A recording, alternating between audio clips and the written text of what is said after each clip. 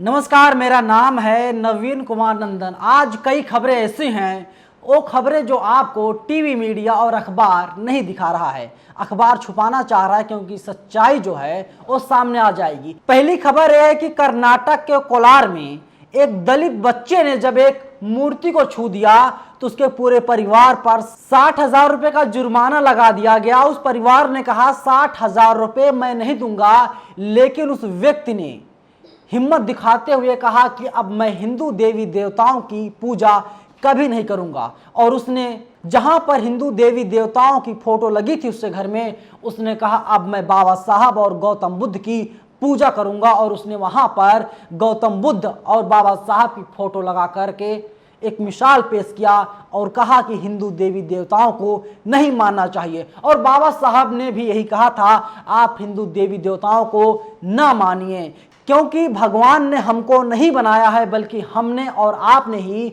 भगवान को बनाया है। जिस भगवान को हम और आप बना रहे हैं, उस भगवान की पूजा हम क्यों करें। बड़ी खबरें थी। और वहीं दिलीप मंडल ने ट्वीट करते हुए लिखा है कि ईडब्ल्यूएस आरक्षण खत्म होने जा रहा है। सरकार ये साबित नहीं कर पाई कि गरीबी के आधार पर दिए जाने वाले आरक्षण में एससी, एसटी और ओबीसी के गरीब क्यों नहीं हैं। साथ ये भी साबित हुआ कि 10% सवर्ण ईडब्ल्यूएस आरक्षण से एससी, एसटी, ओबीसी की अनरिजर्व सीट पर चुने जाने के मौके कम होंगे।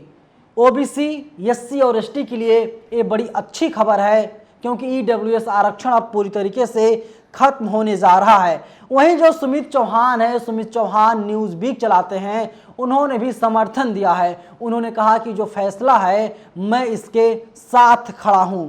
तीसरी खबर है कि अनसीन इंडिया ने ट्वीट करते हुए लिखा है, बीजेपी सांसद रमेश बिंद के सामने ही समर्थकों ने टोल कर्मी को पीट दिया। सोचिए, जहां पर बीजेपी सांसद हैं और ये लोग गुंडई पर उतारू हो जाते हैं, कहते हैं कि टोल ना लिया जाए, लेकिन टोल कर्मी कहता है कि भैया हमको पैसा चाहिए, हम यहाँ पर नौकरी कर रहे हैं, हम कोई मालिक नहीं है। लेकिन बीजेपी सांसद के सामने ही बीजेपी के गुंडे टोल कर्मियों की पिटाई कर रहे हैं। टोल कर्मी बार बार कह रहे हैं कि बताइए मेरी क्या गलती है, मेरा क्या गुनाह है, मैंने तो टोल ही मांगा था। लेकिन बीजेपी के कार्यकर्ताओं ने एक ना सुनी और पूरा मामला जो था, पूरी जो घटना ये सीसीटीवी कैमरे में कैद हो रही थी और बीजेपी के सांसद के सामने घटना हो रही थी। वहीं चौथी खबर है कि जो आईवाईसी के राष्ट्रीय अध्यक्ष हैं बीवी श्रीनिवास, उन्होंने ट्वीट किया है, देख रहा है ना विनोद। इन्होंने एएनआई का ट्वीट शेयर किया है।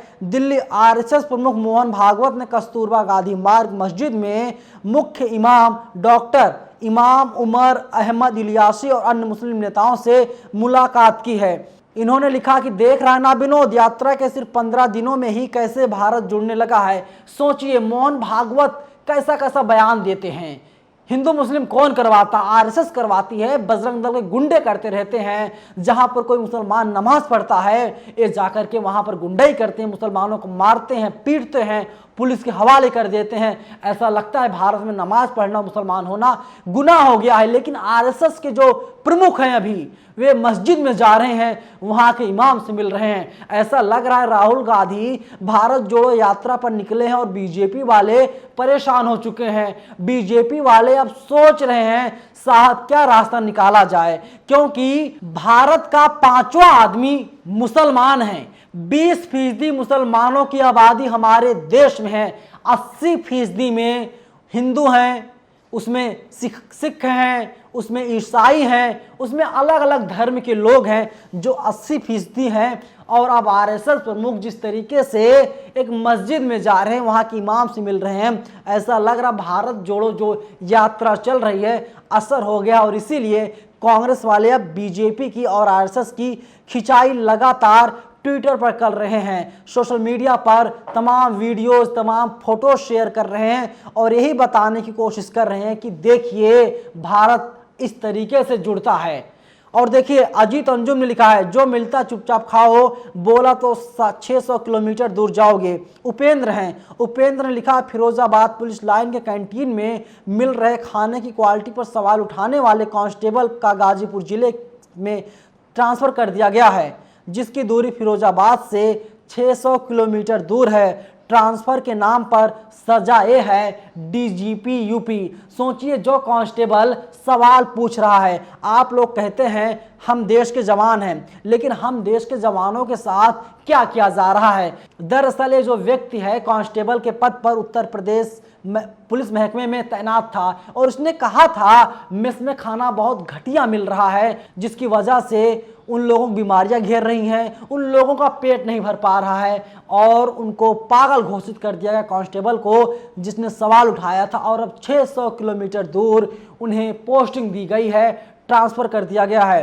ये तो सिर्फ एक तस्वीर सामने आई है, 600 किलोमीटर दूर ट्रांसफ़र कर दिया गया है, लेकिन किस तरीके से प्रताड़ित किया जाएगा इसका वाकया अभी आना साफ बाकी है। और वहीं ओपी राजभर, ओम प्रकाश राजभर एसबीएसपी के राष्ट्रीय अध्यक्ष हैं, उन्होंने ट्विटर पर लिखा, आज सुहेल देव भारतीय समाज पार्टी कार्यालय लखनऊ में आगामी 26 सितंबर से प्रारंभ होने वाली सावधान यात्रा की तैयारी में पार्टी कार्यालय पर झंडा तैयार करते हुए। सोचिए, ये वीडियो देखिए, आप वीडियो देखिए, वीडियो देखने पर यही पता चलता है कि जो एसबीएसपी के राष्ट्रीय अध्यक्ष हैं वही अब झंडे को सुलझा रहे हैं, झंडे को तैयार कर रहे हैं और 26 सितंबर से सावधान यात्रा तैयार हो रही है और उसकी तैयारी की जा रही है। जब सावधान यात्रा निकलेगी उसके जरिए बताने की कोशिश की जाएगी बीजेपी किस तरीके से लोगों को परेशान कर रही है। लोगों को जो सुविधाएं मिलनी चाहिए थी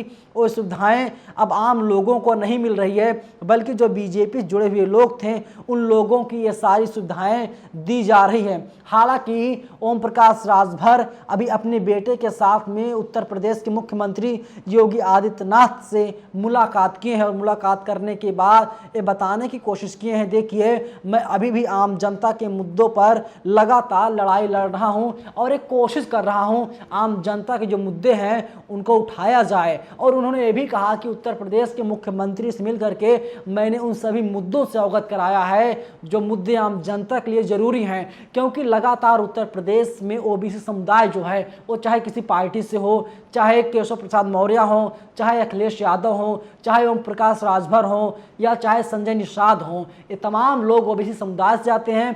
ये लोग यही कह रहे हैं कि उत्तर प्रदेश के साथ ही पूरे भारत में जातिगत जनगणना करवाई जाए, जिससे पता चल सके कि भारत में कितने फीसदी ओबीसी समुदाय के लोग रहते हैं। क्योंकि मान्यवर कांशीराम ने एक बात कही थी, जिसकी जितनी संख्या भारी उसकी उतनी हिस्सेदारी। और अगर ओबीसी समुदाय पता चलेगा कि कितने फीसदी लोग उत्तर प्रदेश के साथ ही भारत में रहते हैं और ये लोग अपना हक मांगेंगे। लेकिन आप एक बात जान लीजिए, मुसलमानों के खिलाफ मैं नहीं बोल रहा हूँ, लेकिन मुसलमानों को एक बात समझना चाहिए, मुसलमानों की आबादी पूरे देश में 20% है, हर 5वां आदमी मुसलमान है, लेकिन मुसलमानों को उनका अधिकार, उनका हक नहीं दिया जा रहा है। और मुसलमान एक ऐसा धर्म है, एक ऐसी कौम है जो सोई हुई है। मुसलमानों को जागना चाहिए और अपने हक और अधिकार के लिए लड़ाई लड़नी चाहिए, क्योंकि जिसकी आबादी 20% है उसके नेता 20% होने चाहिए, लेकिन मुसलमानों का कोई नेता नहीं है। वैसे एक नेता हैं और उन पर कई मुसलमान सवाल खड़े करते हैं, बीजेपी से मिले हुए हैं। बीजेपी जब 80% की बात करती है तो वैसी साहब आते हैं, कहते हैं 20% पर हमारा हिस्सा है, यानी 20% को लेकर के आप सरकार नहीं बना सकते हैं। आप मुसलमानों को तोड़ करके बीजेपी को सीधा सीधा आप फायदा पहुंचाने का काम कर रहे हैं, जो कि समाज को कभी नहीं जोड़ सकता। समता मूलक समाज की स्थापना करने के लिए बाबा साहब ने ना जाने कितनी लड़ाइयाँ लड़ी थी, लेकिन समता मूलक समाज अभी भी भारत में नहीं आ पाया है, भारत एक नहीं हो पाया है। यानी जो SC ST OBC अल्पसंख्यक हैं ये लोग एक नहीं हो पाए हैं। जिस समता मूलक समाज की कल्पना बाबा साहब ने की थी, उस समाज की कल्पना उत्तर प्रदेश के पूर्व मुख्यमंत्री अखिलेश यादव, ओपी राजभर, मायावती और तमाम नेताओं को करना चाहिए, उस रास्ते पर चलना चाहिए और समता मूलक समाज का जो सपना था उसको पूरा करना चाहिए। क्योंकि जब ये लोग एक हो जाएंगे तभी हम नए भारत का निर्माण कर पाएंगे। और उस नए भारत में क्या होगा? उस नए भारत में यही होगा, लोगों को रोजगार मिलेगा, लोगों को नौकरियां मिलेंगी, लोगों को अच्छी स्वास्थ्य सुविधाएं मिलेंगी, लोगों को अच्छी शिक्षा मिलेगी। लेकिन प्रधानमंत्री मोदी ने जिस नए भारत की बात कही थी, जिस नए हिंदू राष्ट्र की बात कही थी, दरअसल वो हिंदू हिंदू राष्ट्र जो है यहाँ पर लोगों को रोजगार नहीं मिल पा रहा है, लोग बेरोजगार हैं, लोगों को नौकरियां नहीं मिल पा रही। जब लोग नौकरी मांगने के लिए सड़कों पर आ रहे हैं, लोगों पर लाठियां बरसाई जा रही हैं। इसीलिए मैं बार बार कह रहा हूं, बहुजन समाज के जितने नेता हैं, इन लोगों को एक साथ एक मंच पर आना चाहिए और समता मूलक समाज की स्थापना हमारे देश में करना चाहिए, तभी हमारा देश आगे बढ़ पाएगा। वरना युवा सड़कों पर लाठियां खाता रहेगा, लोगों को नौकरियां नहीं मिलेंगी, छात्र सुसाइड करते रहेंगे, माँ बाप अपने बच्चों की लाश को लेकर कंधों पर ढोते रहेंगे। फिलहाल इस वीडियो में इतना ही, लेकिन पूरी वीडियो को लेकर के आपकी क्या राय है? क्योंकि मैंने कई खबरें बताई हैं जिनका सरोकार सीधा सीधा आपसे है। इन खबरों को टीवी मीडिया कभी नहीं दिखाएगी, क्योंकि अगर टीवी मीडिया इन खबरों को दिखाएगी तो उनके आका नाराज हो जाएंगे। आपकी राय महत्वपूर्ण है, अपनी राय आप हमें जरूर दीजिएगा। धन्यवाद।